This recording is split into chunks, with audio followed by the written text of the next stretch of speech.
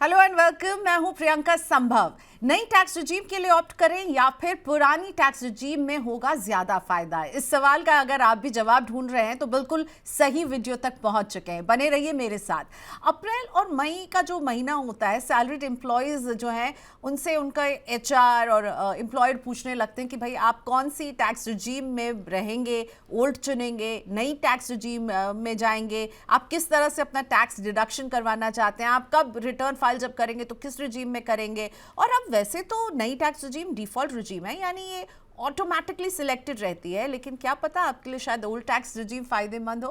तो अगर आप क्लैरिटी के साथ इस डिसीजन तक पहुंचना चाहते हैं कि आपको पुरानी टैक्स रिजीम में कंटिन्यू करना है या फिर आपको नई टैक्स रिजीम में जाना है, निमित कंसल्टेंसी के फाउंडर सीए मेरे साथ नितेश बुद्धदेव जुड़ चुके हैं, जिनसे हम बात करने वाले हैं। सारे कैलकुलेशन, कॉम्बिनेशन, परम्यूटेशन लेकर आए हैं मेरे लिए नितेश, आपको बताने के लिए कि आपके लिए कौन सी स्कीम बेटर रहेगी। Thank you so much Nitesh, आपने वक्त निकाला मनी 9 के लिए। तो जब भी फाइनेंशियल ईयर की शुरुआत होती है ना, तो एक एचआर का मेल आ जाता है सैलरीड एम्प्लॉयज को कि टैक्स रिजीम बताओ। ठीक है, जब से ये दो डुअल टैक्स रिजीम शुरू हुई है, तो फाइनेंशियल ईयर के बिगनिंग में टैक्स रिजीम बताना क्यों जरूरी होता है? अगर मैं स्किप कर जाऊं तो ये मेरे लिए क्या, इसमें क्या मेरे लिए कुछ बहुत बड़ा नुकसान हो जाएगा? मैं जब एंड में अपना रिटर्न भरूंगी तब मैं बता दूंगी, अभी मुझे क्यों बताना जरूरी है? बिल्कुल प्रियंका, थैंक यू आज शो में इनवाइट करने के लिए and always a pleasure to discuss any topic with you and this is quite timely because Priyanka, regime choose करना जो आपका क्वेश्चन है कि क्यों इंपॉर्टेंट है, वो भी स्टार्टिंग ऑफ द ईयर में, और सबको अभी तक एम्प्लॉयर से, एचआर डिपार्टमेंट से ऑलरेडी ईमेल आ चुके होंगे कि आपको आपकी रिजीम सिलेक्ट करनी है। और इतना आवश्यक क्यों है? क्योंकि Priyanka, every month on month जो मेरे को सैलरी मिलती है उसमें से मेरा टीडीएस कैलकुलेट होके डिडक्ट होगा, इसीलिए मुझे स्टार्ट ऑफ द ईयर में एक रिजीम चूज करना पड़ेगा और by default regime new select होगी। तो अगर आपको न्यू नहीं बल्कि ओल्ड में जाना है तब आपको चॉइस देनी होगी। और मेरा ये मानना है कि अगर आप न्यू में भी रहना चाहते हो फिर भी एक ईमेल का कंफर्मेशन या आप जहां पे भी आपके एचआर सॉफ्टवेयर में आपको क्लिक करके भी सिलेक्ट करना है तो प्लीज सिलेक्ट कर लीजिए, बिकॉज आप कौन सी रिजीम चूज करते हो उसके बेसिस पे आपका काफी सारा टैक्स बच सकता है। और जैसे आपने बताया, एंड ऑफ द ईयर जब मैं रिटर्न फाइल करने जाऊंगा, फाइनेंशियल ईयर एंड में जब आप खत्म हो जाएगा और जुलाई में जब आप रिटर्न फाइल करोगे, तभी भी आपके पास चॉइस है कि आप रिजीम चाहे तो शिफ्ट कर सकते हो, पर काफी सारे डिडक्शंस तब आपको नहीं मिलेंगे। So better start of the year में ही आप सिलेक्ट करें कि आपके लिए कौन सा रिजीम सही है और कैसे उसको सिलेक्ट करना, वो डिस्कस करेंगे प्रियंका। बिल्कुल, आगे हम ये बताने वाले कैसे सिलेक्ट करें, पर उससे पहले एक और मैं कंफ्यूजन दूर करना चाहती हूँ। ठीक है, अब नई टैक्स रिजीम में जो स्लैब है, बेसिक इनकम स्लैब, वो 4 लाख रुपए हो गया है। ठीक है, लेकिन हमें 12 लाख रुपए तक की अगर कमाई है तो उस पर रिबेट के जरिए हमें नील टैक्स लगता है। अब कई टैक्स पेयर इसे लेकर उलझ गए हैं कि अगर 12 लाख तक की कमाई पर जीरो टैक्स है तो फिर ये 4 लाख का स्लैब क्यों लगाया गया है? मैं चाहूंगी Nitesh once and for all इसे क्लैरिफाई कीजिए, क्योंकि कई लोग मुझे आकर कहते हैं नहीं नहीं, मुझे क्यों टैक्स देना होगा, 12 लाख तक मुझे टैक्स देना है, उसके बाद से मेरे इनकम टैक्स की कैलकुलेशन होगी। वो एक बहुत बड़ा कंफ्यूजन है प्रियंका, जैसे आपने बताया काफी लोग अभी भी वो मुझे लगता है कंफ्यूजन में है कि जब बात होती है कि 12 लाख तक कोई टैक्स है ही नहीं, तो जब हम स्लैब रेट दिखाते हैं वो क्यों चालू होता है 0 to 4 लाख, 4 to 8 लाख, जैसे हम स्क्रीन पे देख पा रहे हैं, राइट प्रियंका? तो इसका ये मतलब होता है कि आपका जैसे ही इनकम 12 लाख के क्रॉस करेगा आपको टैक्स देना पड़ेगा। बट 12 लाख तक क्यों टैक्स नहीं देना है? बिकॉज एक रिबेट बेनिफिट मिलता है, और वो रिबेट के तहत प्रियंका आपको 12 लाख तक की इनकम तक कोई टैक्स नहीं देना पड़ेगा। पर प्रियंका, अगर ये 12 लाख में आपके कैपिटल गेन, आपकी कोई ऐसी इनकम है जहां पे स्पेशल रेट से इनकम टैक्स लगता है, जैसे आपका कोई ऑनलाइन गेमिंग हो गया, कोई आपका समझ लीजिए लॉटरी लग गया, या तो फिर जैसे कि आपका long term and short term capital gain from equity mutual funds, equity shares, उसके ऊपर आपको ये रिबेट का बेनिफिट नहीं मिलता है। मतलब अगर आपकी 12 लाख से कम इनकम है, जैसे 9 लाख की सैलरी है और 3 लाख अगर आपका शॉर्ट टर्म या लॉन्ग टर्म कैपिटल गेन से आया है, तो आपको 9 लाख पे तो कोई टैक्स नहीं भरना पड़ेगा प्रियंका।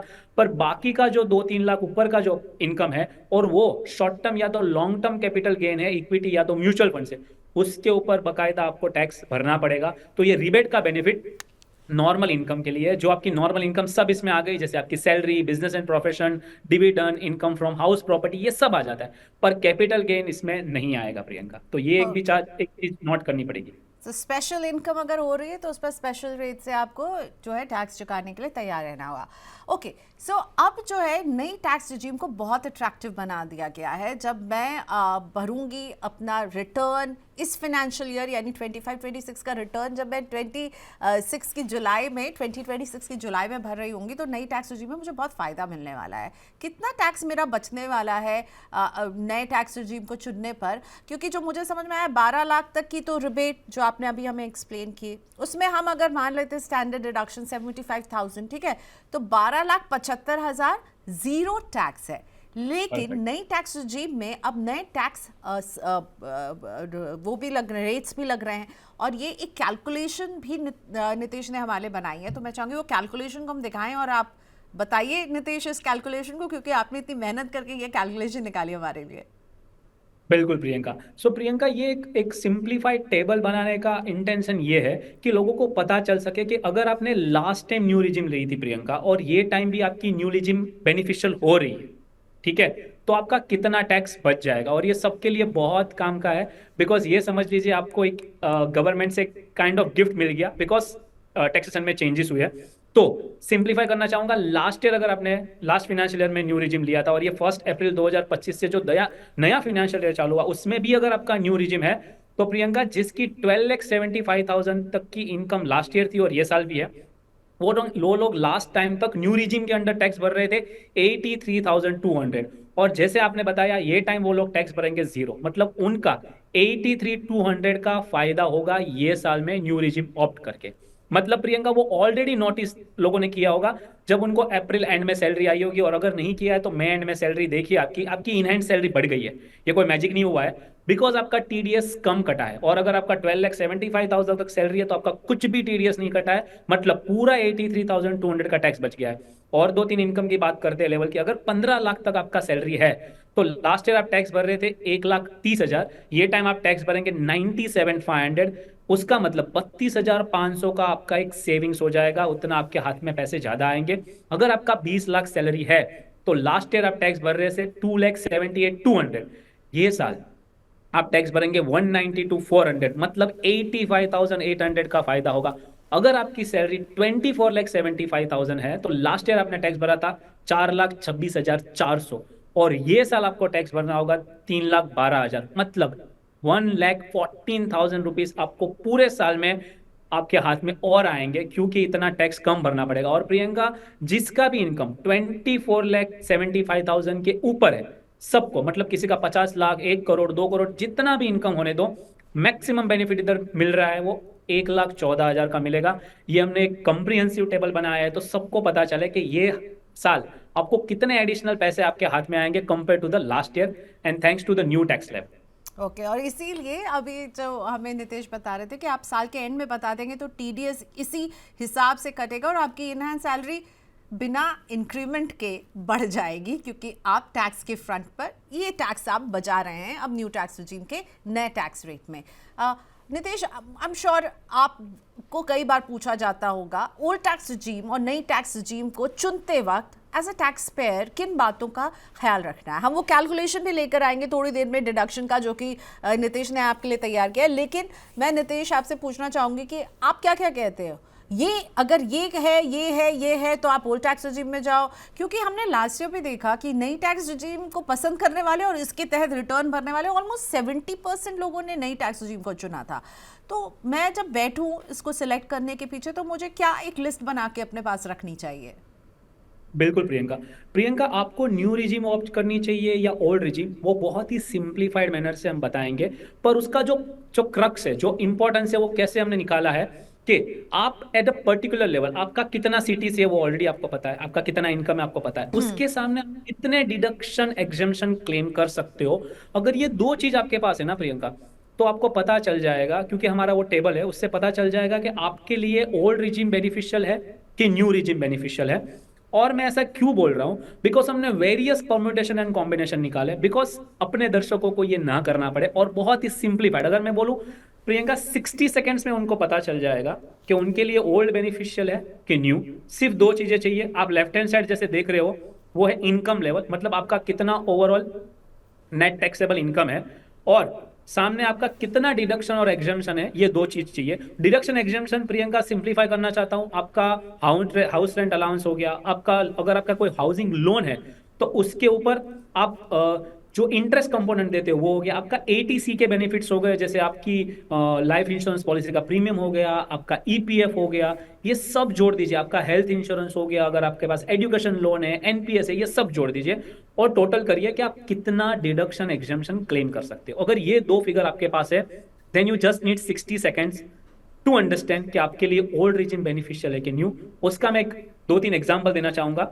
अगर प्रियंका किसी का इनकम 12,75,000 और उससे कम है, उनको कुछ सोचना नहीं है, आपके लिए न्यू रिजिम बेस्ट है, क्योंकि आपको कोई टैक्स नहीं भरना है। पर मान लीजिए आपका इनकम 15 लाख रुपए है, तो आपको 5,93,000 के डिडक्शन एंड एग्जाम्शन चाहिए होगे प्रियंका, ओल्ड रिजिम बेनिफिशियल होने के लिए। ये चार्ट का नाम है ब्रेक इवन चार्ट। ये दर्शाता है कि अगर आपकी 15 लाख इनकम है और आपके पास 5,93,000 के डिडक्शन एंड एग्जाम्शन है, तो आपका दोनों रिजिम में टैक्स सेम आएगा। उसका मतलब ये भी हुआ कि अगर 5,93,000 से ज्यादा डिडक्शन एंड एग्जाम्शन है, तब आपके लिए ओल्ड रिजिम बेटर है, वरना तो न्यू रिजिम बेटर है। और एक दो एग्जांपल देना चाहूंगा प्रियंका। अगर किसी का 20 लाख रुपीज सीटीसी है, 20 लाख रुपीज, राइट, तो उसके सामने आप देख पा रहे हो जैसे 7,58,000 का आपको डिडक्शन एंड एग्जाम्शन चाहिए। इसका मतलब ये हुआ, अगर आपकी इनकम 20 लाख है और आप मान लीजिए आप 7,58,000 के ऊपर कितना भी डिडक्शन क्लेम कर पाओगे, तो आपके लिए ओल्ड टैक्स रिजिम में टैक्स कम आएगा न्यू रिजिम के कंपेयर में। बट इतना नहीं है तो बिंदास आप न्यू रिजिम की ओर जाइए। और last but not the least, जिसकी भी इनकम 24,75,000 के ऊपर है प्रियंका, उसको 8.5 लाख रुपए का डिडक्शन एंड एग्जाम्शन चाहिए फॉर ब्रेक इवन। और ये ब्रेक इवन का मतलब मैंने ऑलरेडी बता दिया है कि इससे ज्यादा डिडक्शन एग्जाम्शन है तो ओल्ड रिजिम चूज कीजिए, वरना तो न्यू। ये सिंप्लीफाइड करके टेबल इसीलिए दिया है प्रियंका कि अगर आप टैक्स कैलकुलेट करने बैठेंगे और एग्जैक्टली आपको पता चलेगा कि इतने डिडक्शन और एग्जाम्शन पे आपका दोनों रिजिम में टैक्स सेम आ रहा है, इसीलिए इसका नाम है ब्रेक इवन चार्ट। और प्रियंका ये लास्ट 4 साल से ये कंसेप्ट हमने इंट्रोड्यूस किया है इंडिया में, और हम हर साल सबसे पहले ये डेटा लेके आते हैं तमाम दर्शकों के लिए कि ये आपके लिए कैसे आपको चूज करना है old versus new. Okay, so break even chart by Nitesh Buddhadev, जो आपको बता रहा है कि आपकी इनकम और डिडक्शन जो है कब उस लेवल पर आ जाएगी जो आपके लिए खुद ही डिसाइड कर देगी कि आपको न्यू में जाना है या फिर ओल्ड में रहना है। बहुत इंटरेस्टिंग ये चार्ट आपने नितेश क्रिएट किया है। अगर मैं एक एग्जांपल इसमें आपका उठाती हूँ कि 22 लाख की इनकम का एग्जांपल उठा रही हूँ, जिसमें आपने कहा है कि 8,04,000 रुपए तक की अगर डिडक्शन आप क्लेम कर रहे हैं, यानी आप ATC, ATT, HRA, home loan के इंटरेस्ट पर छूट ये सब ले रहे हैं, तो आपको ओल्ड टैक्स रिजीम में बने रहना चाहिए। और अगर आप इतनी डिडक्शन नहीं ले रहे हैं, 8 लाख तक की डिडक्शन आप नहीं पहुंच पा रहे हैं, तो आपको न्यू टैक्स रिजीम जो है वो आपके लिए बेटर रहेगी अगर आपकी इनकम 22 लाख है। इसी एग्जाम्पल को अगर मैं थोड़ा सा और ब्रेक करके आपसे ये पूछूं नितेश, कि हो सकता है कि जो 22 लाख की कमाई वाला व्यक्ति है वो 8 लाख के डिडक्शंस नहीं ले रहा हो, उतनी सेविंग्स या उतने सारे फैक्टर्स नहीं हो सकता है वो 5 लाख तक कर रहा हो, जिसमें उसके इंश्योरेंस का प्रीमियम हो, उसके एचआरए हो, और उसका शायद होम लोन भी चल रहा हो, वो किसी और शहर में किराए के घर में रह रहा है पर दूसरे शहर में उसने घर खरीदा हुआ है, वहां पर भी ब्याज ले रहा होगा। तो फिर वो क्या करे, क्योंकि वो 8 लाख के उस डेडलाइन पर तो नहीं पहुंच रहा है, बट 5 लाख तक का डिडक्शन वो क्लेम कर सकता है। तो फिर उसके लिए ओल्ड टैक्स रिजीम बेटर है, क्योंकि 8 लाख आप तो कह रहे हो 8 लाख इज द लक्ष्मण रेखा। सो नितेश वो क्या करे? बिल्कुल प्रियंका, ये बहुत इंपॉर्टेंट है, और इसको मैं अगर शॉर्ट आंसर दूं तो आपको ये देखना है कि आप जो भी आपके, बिकॉज आपको पता है इंडिविजुअल लेवल आपके पास कौन से खर्चे या कौन से ऐसे इन्वेस्टमेंट्स है जो आपको ये मुकाम तक ला सकते हैं। पर आपको पता चल गया कि मैं 8 लाख तक नहीं पहुंचा हूं। जैसे आपने एग्जांपल दिया 22 लाख की सैलरी पे अगर 8,04,000 चाहिए, अगर प्रियंका वो 8,04,000 में 1 रुपया भी कम है ना, तो आपके लिए न्यू रिजिम बेनिफिशियल है, क्योंकि 8,04,000 इज योर ब्रेक इवन। तो इसके ऊपर आप नहीं जा पा रहे हो या इतना नहीं कर पा रहे हो, तो आपके लिए न्यू रिजिम बेनिफिशियल है। आपको इसलिए और कुछ देखना ही नहीं है, क्योंकि एट इंडिविजुअल लेवल, जैसे आपने बताया, किसी के पास हाउसिंग लोन होगा, किसी के पास एचआरए होगा, किसी के पास फ्लेक्सी बेनिफिट होगा, जैसे आपको ऑफिस में से एलटीए मिलता है, फूड कूपन मिलता है, ये सबको जोड़ दीजिए। जोड़ने के बाद आपके पास सीटीसी तो आपको पता ही है, और ये सब जोड़ने के बाद देख लो कि आप कितना क्लेम कर सकते हो। अगर आप ये लेवल तक नहीं पहुंच रहे हो, तो इसका बहुत ही सिंपल मीनिंग है, आपके लिए new regime is the best, because उसमें आपका टैक्स ज्यादा बचेगा कंपेयर टू ओल्ड। ओके, तो आप नितेश ये बताइए, क्या कोई भी ऐसी छूट या डिडक्शन नहीं है जो हमें नई टैक्स रिजीम में मिलती है? ये क्या बिल्कुल डिडक्शन लेस रिजीम रहेगी और मुझे यहाँ पर जाने का सिर्फ फायदा ये है कि मुझे कम रेट पर टैक्स लगेगा और मेरी ज्यादा इनकम, क्योंकि बेसिक एग्जाम्पशन लिमिट जो है वो 4 लाख से शुरू हो रही है? बिल्कुल प्रियंका, सी बिकॉज जब न्यू रिजिम इंट्रोड्यूस किया ना प्रियंका, तो उसका एक अंडरलाइंग ऑब्जेक्टिव ये था कि उसको सिंप्लीफाइड रिजिम रखना है और उसमें से डिडक्शन एग्जेम्पशन सब निकाल देने हैं। पर फिर भी आप दो इंपॉर्टेंट डिडक्शन एग्जेम्पशन बता देता हूं जो मिलते हैं। एक तो हो गया 75,000 का स्टैंडर्ड डिडक्शन, ठीक है। इसीलिए आपने देखा होगा मैंने फर्स्ट जो स्लैब बताया वो 12,75,000 का बताया, मतलब 12,75,000 माइनस 75,000, मतलब आपकी इनकम हो गई 12 लाख रुपए, राइट। तो पहले तो आपको 75,000 स्टैंडर्ड डिडक्शन मिलता है। इसके अलावा अगर आपके एम्प्लॉयर के पास एनपीएस का प्रावधान है तो आप वो एनपीएस में जो कंट्रीब्यूट करेंगे, आपकी बेसिक सैलरी का अप टू 14% आप कंट्रीब्यूट कर सकते हो, तो उसको भी एक एग्जेम्पशन माना जाएगा और आपको उसके ऊपर वो जो अमाउंट है वो आप डिडक्शन के तौर में क्लेम कर सकते हो और उसके ऊपर आपको कोई टैक्स नहीं बनेगा, मतलब आपका नेट टैक्सेबल इनकम उससे कम हो जाएगा। So only this two benefits Priyanka, आपका स्टैंडर्ड डिडक्शन और एम्प्लॉयर के लेवल का आपका जो एनपीएस है वो। पर इसके अलावा प्रियंका एक और इंपॉर्टेंट चीज बताना चाहूंगा जो काफी दर्शकों को नहीं पता है, हमने काफी इन्वेस्टर से बात की, उनको भी नहीं पता था।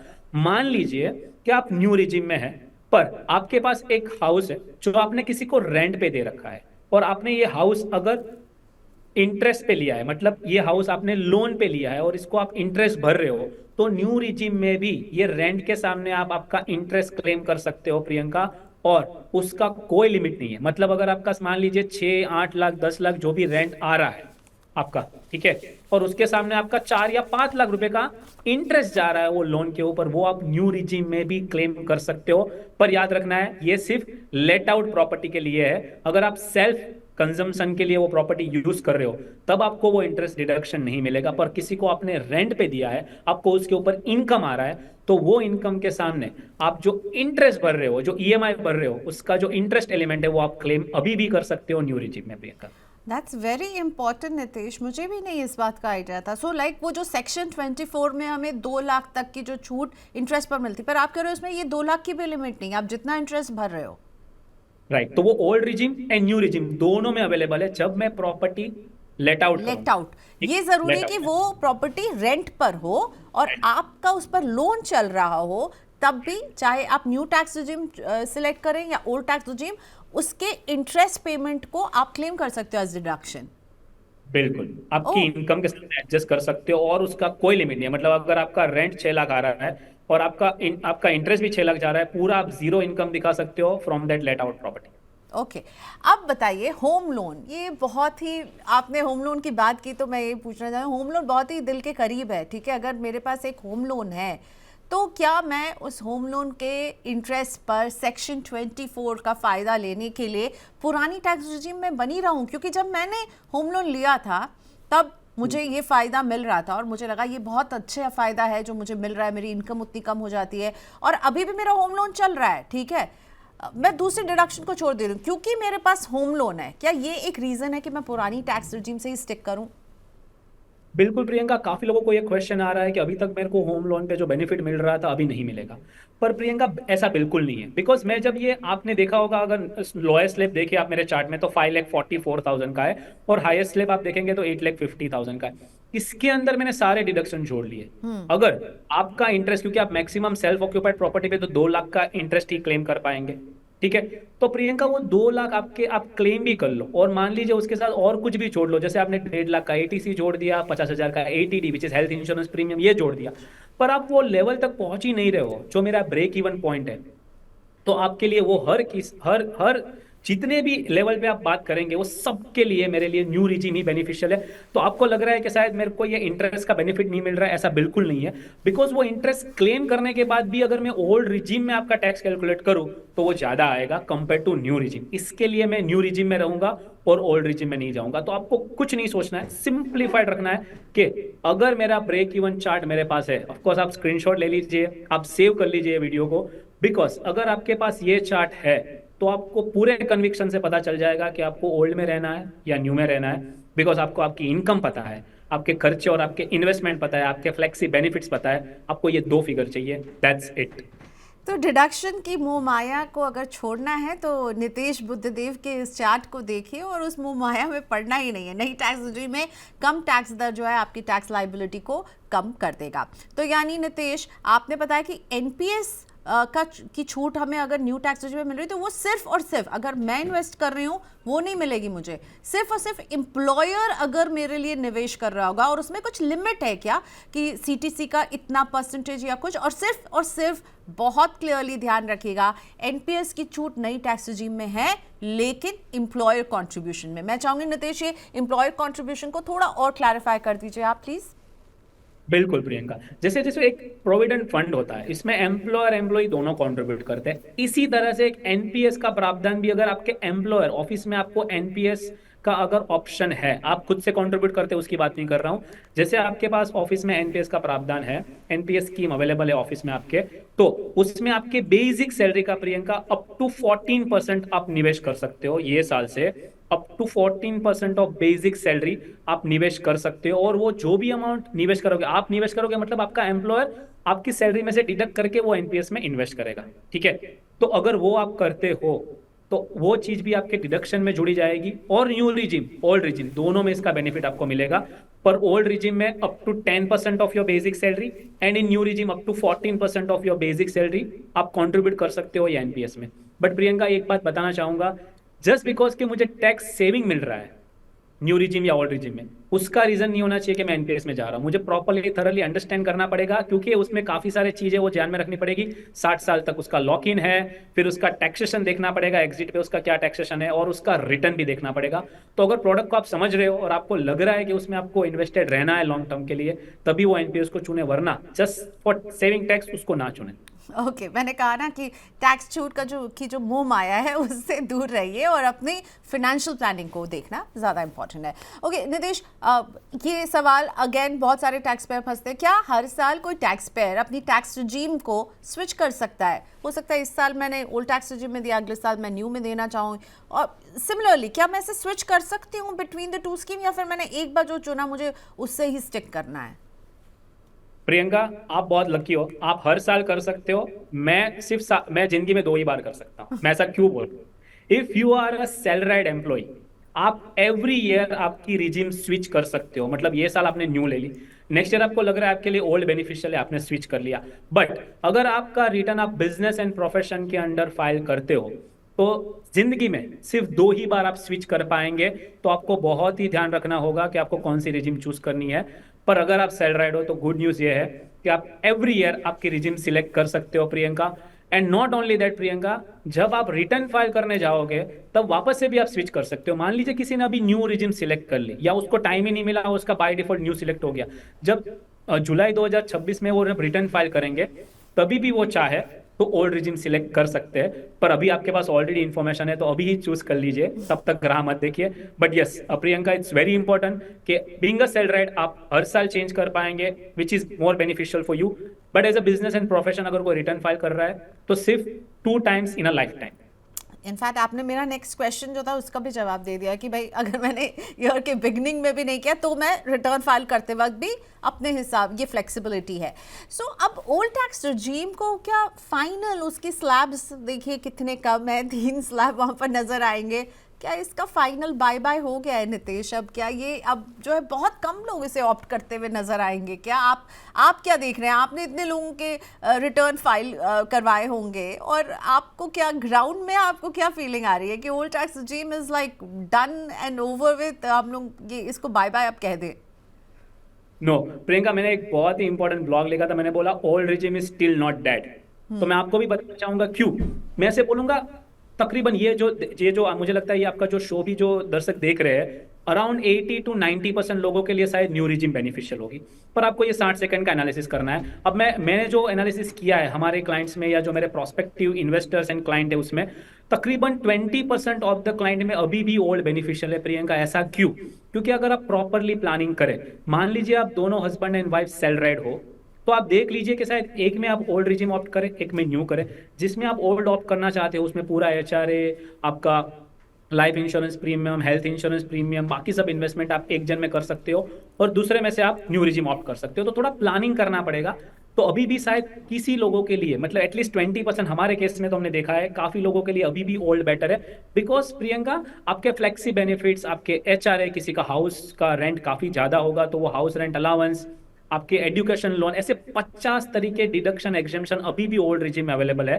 तो आप इसमें से क्या क्या यूटिलाइज कर सकते हो, not just for the tax saving but overall planning में। अगर आपके लिए यह बेहतर है तो आपको ये सिंपल एनालिसिस करनी है। फिर भी मैं यही कहना चाहूंगा, old is not dead yet, at least for 20% people. Okay, thank you so much Nitesh for helping us out, समझाने के लिए। और नितेश के ये चार्ट्स आई एम श्योर आपको हेल्प करेंगे। नितेश ने का स्क्रीनशॉट ले लीजिए और ज़रूर इन चार्ट्स की मदद से आप बेटर टैक्स प्लानिंग करें, बेटर फिनेंशियल प्लानिंग करें, और ये साल जो है आपके लिए ज़्यादा जो है टेक होम सैलरी आए, टैक्स कम कटे। नितेश, थैंक यू, आपने वक्त निकाला। Thank you so much Priyanka, always a pleasure. Alright, और मैं जाते जाते ये कहना चाहूँगी कि अगर आपके मन में कोई सवाल उठ रहा है टैक्स से जुड़ा हुआ, ओल्ड और न्यू टैक्स रिजीम से जुड़ा हुआ, तो अपने क्वेश्चंस हमें कमेंट बॉक्स में ज़रूर लिख दीजिएगा। मैं फिर से नितेश को लाने की कोशिश करूँगी या किसी और चार्टर्ड अकाउंटेंट की मदद से हम उन सवालों का जवाब देंगे। तो आपके सवालों का भी इंतज़ार रहेगा। क्या कुछ ऐसा पॉइंट है जो मैंने मिस कर दिया है तो पूछिए नीचे कमेंट बॉक्स में, हम उसे लेकर आएंगे अगले शो में। और उनका जवाब देने के लिए Money9 देखते रहिए जानने के लिए। और आप हमें व्हाट्सएप कर सकते हैं 9311211874 पर, या फिर टैक्स से जुड़ा हुआ अपना जो भी क्वेश्चन है ईमेल करना चाहते हैं तो money9query@tvnine.com, ये है हमारा email address. Thank you so much. I hope हमारे इस शो से आपको मदद मिली होगी ओल्ड और न्यू कौन सा है सही, इसका जवाब ढूंढने में। नमस्कार।